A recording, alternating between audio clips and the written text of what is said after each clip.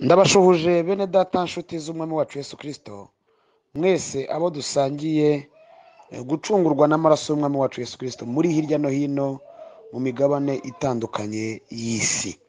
Ni mwene so Iribanje Jean Claude, tugiye kubana mu ijambo ry'Imana nanone, kandi dushimiye Imana ituzigamye, iturinze, iri kumwe natwe mu bihe bitandukanye, itubereye imbaraga, itubereye umutabazi.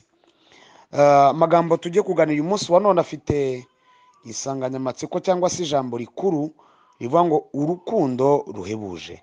Urukundo ruhebuje. Turasoma mu butumwa bwiza bwa Yesu nk'uko bwanditswe na Yohana ibice 15 murongo wa 12 kugeza kuri 14. Haravuze ngo ngiri itegeko ryanjye, mukundane nk'uko nabakunze. Ntawe ufite urukundo ruruta urw'umuntu upfira inshuti ze. Inshuti zanjye nimukora ibyo mbategeka. Amen. Mureke kandi twongereho niri mu rwandiko rwa mbere rwanditswe na Yohana ibice 3 umurongo wa mbere, ahagira hati nimurebe urukundo ruhebuje Data wa twese yadukunze, rwatumye twitwa abana b'Imana, kandi niko turi. Nicyo gituma bisi batatumenya kuko batayimenye. Imana ishimwe. Reka dusome nanone kandi mu Befeso ibice 2 umurongo wa 4 n'uwa 5, ahagira hati ariko Imana kuko ari umutunzi w'imbabazi yaduhinduranye bazima na Kristo kubw'urukundo rwinshi yadukunze ubwo twari dupfuye tuzize ibicumuro byacu. Amen. Aho twasomye hambere hatubwiye urukundo ruruta urw'umuntu upfira inshuti ze. Aha Yesu yavugaga ko nta muntu n'umwe ufite urukundo rwaruta urw'umuntu upfira inshuti ze. Ahandi twasomye hatubwiye ko urwo rukundo ari urukundo ruhebuje. Ruhebuje ni ukuvuga ngo rusumba izindi nkundo zose muzi zibaho.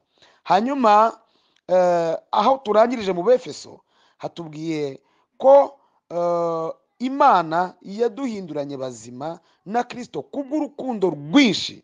Ho tuhabonye urukundo rwinshi.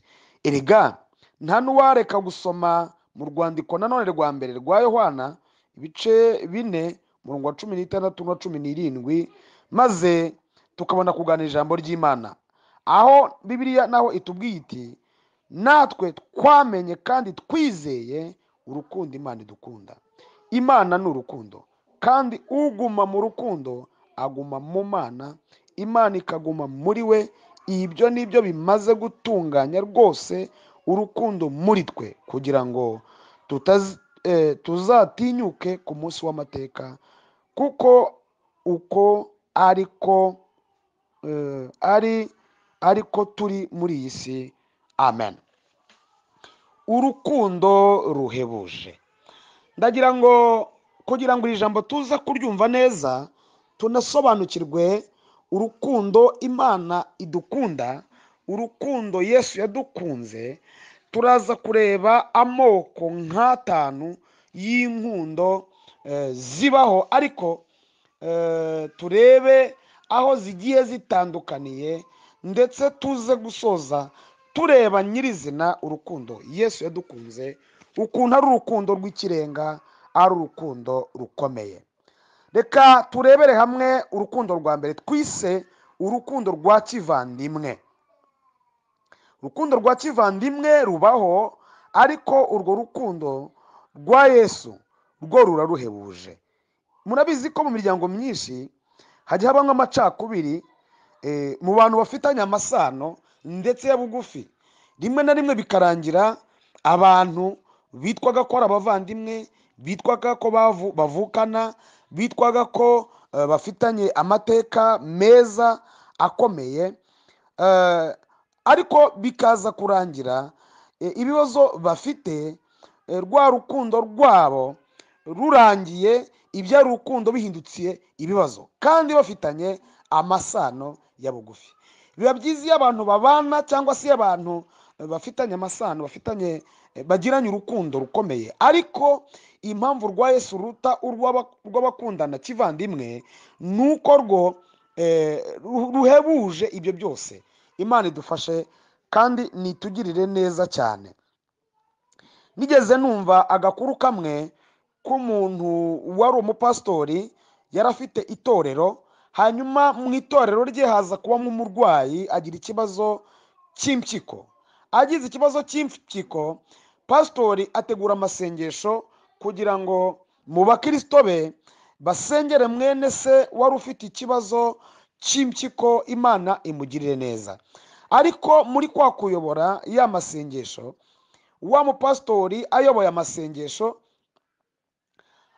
aza guhishurirwa mu mutima, abonye urusengero rwuzuye abantu benshi, arabata uko biri kose bene data, nubwo turimo dusengera uwacu urwaye impyiko, ariko mpishuriwe ko muri twe hakwiye kubonekamo umuntu ukwiye kwitanga akamuhereza impyiko, hanyuma uwo muntu akabaho.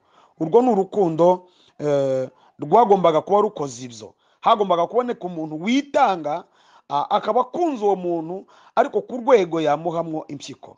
Abakristo bari bari mu rusengero kandi ntacyo bakora, birangira pasiteri afashe ibaba ry'inkoko ritoya turiya two mu kwaha, aravuga ati rero ngiye kugatera mu kirere, uwo kaza guhubuka kakagwaho, nta gushidikanya uwo muntu agomba kuza gukora uwo murimo w'ubwitange. Abakristo barabyakira, baravuga ati rwose nibyo. Hanyuma pasitori akora wa murimo wo guhuha ka kantu, karatumbagira kageze mu kirere, uko kamanuka muri rorante, kamanuka buke buke, kamanuka kamusanga, kagenda kamugwaho. Ariko uko abona kagiye kumugwaho, atangira kwivumagura, kandi niwe wari wagize ihishurirwa, atangira kwivumagura ndetse no kugahonga gasubizeyo kagwe ku bandi. Murumva ko urukundo Yesu yadukunze ni urukundo rukomeye cyane rwo kwemera kutwiha ari muto. Haleluya. Icyatumye umuntu yumva atatanga impyiko ye, yuko yumvaga bishobora kumuteza ikibazo gikomeye, ndetse bikarangira ataguwe neza. Yibwiraga ko wenda hakwiye kuboneka undi, ariko ntiyibwiraga ko ari we. Yesu rero muribuka ko, haleluya, igihe abandi bose bari banze, igihe abandi bose bari babonye ko bitashoboka gucungura umuntu, Yesu we yarabyemeye, araza atanga ubugingo bwe kugira ngo tubeho. Amen. Imana ishimwe cyane. Ndagira ngo tujye ku ngingo ya kabiri, dusome ijambo dusanga mu gitabo cya Samweli cya kabiri 1 umurongo wa 26. Igitabo cya kabiri cya Samweli 1:26 ravuze ngo, unteye agahinda mwene data Yonatani, wambereye w'igikundiro bihebuje, urukundo wankundaga rwari igitangaza, rwarutaga urukundo rw'abagore. Imana idufashe. Reka dusome na mu Itangiriro ibice 29 umurongo wa 18 kugeza kuri 20. Itangiriro 29:18 kugeza kuri 20 ravuze ngo, Yakobo abenguka Rasheli, asubiza Labani ati, ndagutendera imyaka 7, uzanshyingire Rasheli umukobwa wawe muto. Labani aramusubiza ati, kumuguha biruta kumuha undi muntu wese, gumana nanjye. Nuko Yakobo atendera imyaka 7 kugira ngo ahabwe Rasheli, imuhwanira n'iminsi mike kubw'urukundo amukunze. Amen. Imana ishimwe cyane. Nahangaha ho ndashaka kuvuga noneho uburyo urukundo rwa Yesu yadukunze ari urukundo ruruta urukundo rw'abagore.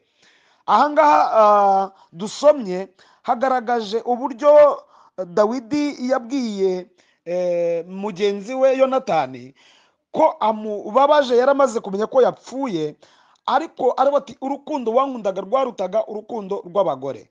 Tubonye ko nawe yemera gukora imyaka 7, gutanga inkwano y'imyaka 7 kwa Labani, kandi biri tubwiye ko imyaka 7 yamubereye mike cyane, kuko yakundaga Rasheli cyane. Uru ni urukundo rushingiye ku miterere ya muntu, aho usanga umugabo akunda umugore cyangwa se umugore agakunda umugabo, ariko bishingiye mu guhana imibiri yabo. Ibyo bikazaba byahinduka mu kindi gihe.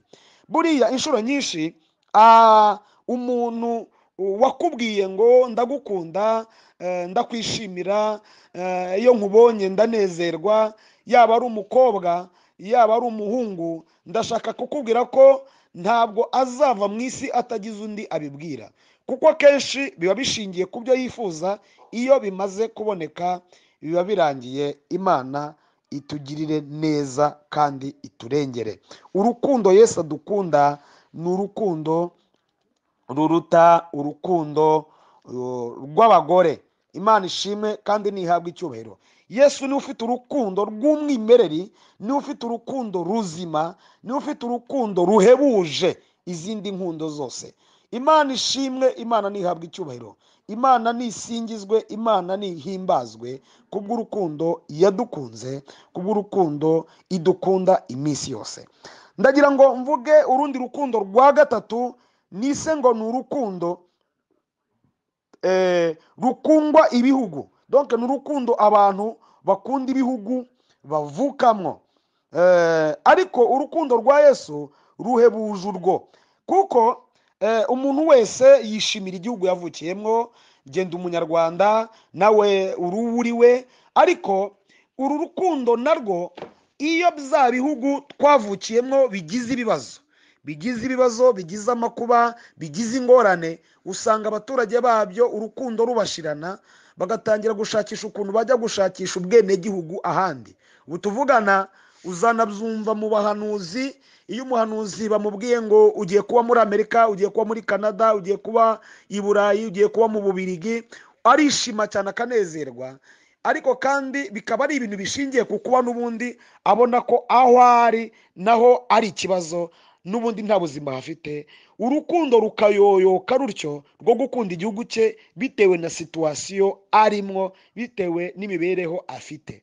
Yesu urukundo yadukunze ruruta urukundo dukunda ibihugu twavukiyemo, kuko Yesu we yemeye gutanga ubugingo bwe kugira ngo ahubwo abatari abenegihugu b'ijuru, haleluya, azabahindurire kuzaba abenegihugu b'ijuru.